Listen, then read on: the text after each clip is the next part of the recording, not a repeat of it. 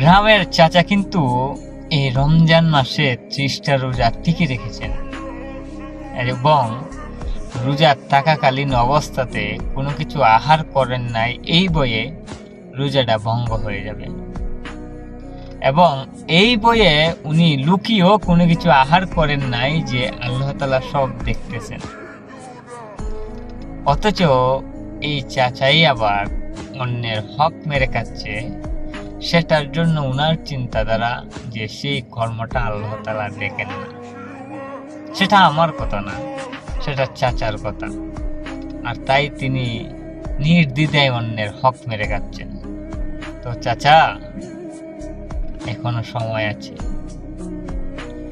মরার পরে, কবরে গেলে পরে বুঝতে পারবেন যে আল্লাহ তাআলা সবকিছুই দেখেন।